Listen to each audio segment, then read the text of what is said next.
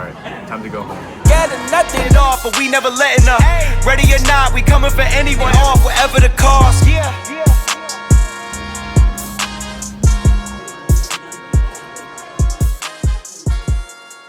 Welcome back everyone to my channel and also to this series. If you're new here, well basically I'm talking about my experience here in Korea after 1 year.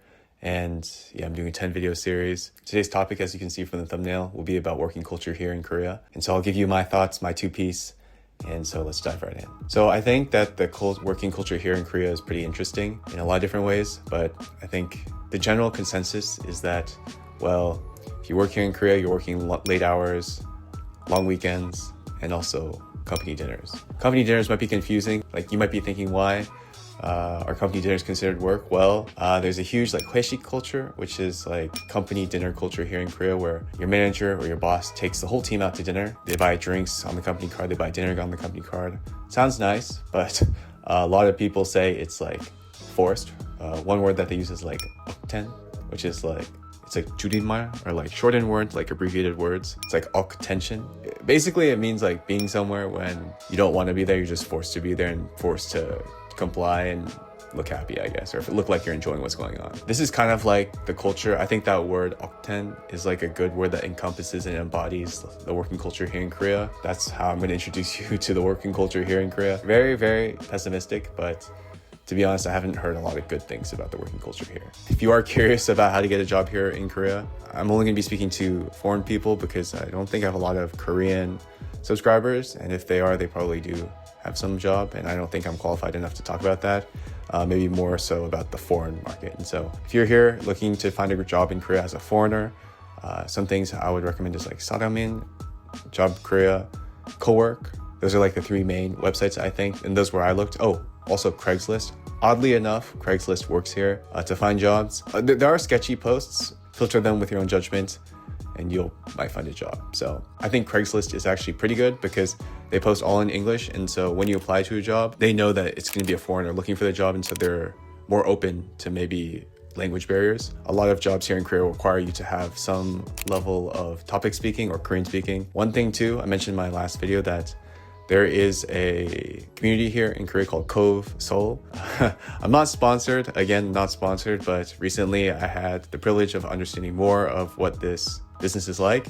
But basically they do consulting, they do one-on-one helping to help foreigners who want to relocate to Korea and are looking to find jobs similar to their current profession in their current country. And so this is the link to the website. Check them out. If you do go there, tell them it's from me.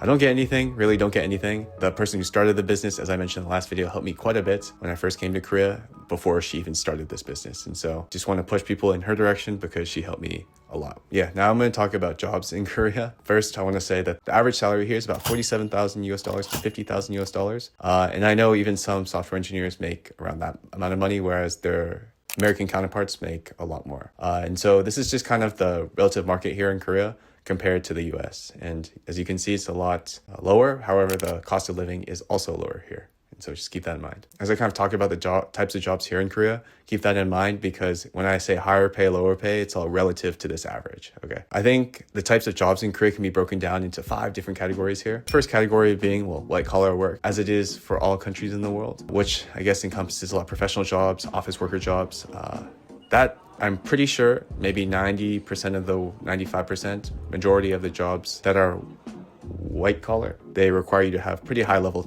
Korean skills, meaning like topic 4, at least topic 5, topic 6 to get those jobs. But the pay is higher than normal, whereas the second one is blue collar work. Blue collar work, the standard is going up and up. You kind of need a high level of Korean to be able to work those jobs, like restaurant jobs, server jobs. Although the competition is fierce, the pay is low. And so one thing I'll say for those two types of jobs is that for white collar jobs, there seems to be like a hiring freeze. It seems like when I talk to other Korean people here, it seems like the market isn't really moving and it's hard for people to switch companies these days. So keep that in mind. The market is a little bit tough. And then so the third category I want to talk about, it technically fits in the first two categories. However, there are just so many that I feel like it deserves its own category, which is English teachers. Because if you come from an English speaking country, those are high in demand here in Korea. And they actually pay quite well relative to the average. There are a lot of posts on Craigslist, and actually I think that might be the highest seeking job profession for foreigners here in Korea. If you just look at the job postings, there are a lot of English teacher postings. And so that, I think, is like a third category. A fourth category, I think, is models. I actually meet so many models here in Korea, like not because I'm surrounded by them. If you meet another foreigner here, it's most likely that they have done some modeling work here before, or worked in the entertainment as an extra in the background as a foreigner in some films here. And so the fifth category, I think, is entrepreneur or business owner. It's kind of rare, actually, I think, to find a foreigner who's a business owner here in Korea, but you do find them. Usually they've been here for some time and they're on a visa that allows them to open up businesses. For example, cafes or bars, restaurants, these types of businesses. So those are the 5 different categories of careers or professions that exist here in Korea. So I thought I would let you guys know. I think these are just kind of my thoughts on it, because I feel like I have had a lot of different conversations these days about the working culture here in Korea. A lot of the people I talk to are in their like mid-20s to like late 30s. And so a lot of them, if they hadn't just started their job or their profession for a long period of time, seems like there's a general consensus that they don't like the work that they're doing and they want to do a career change. And I don't know if this is considered like a quarter-life crisis, midlife crisis, but I feel like the people I'm surrounded by these days are talking about this subject. One of the things that came up when I was talking with people who work in the office, or like who are office workers, who are kind of reaching the age of 40, is like there's a huge thing in Korea where once you reach maybe around 40 is like the cutoff. If you're not in a leadership position by that time, it's really tough to keep on working in a company.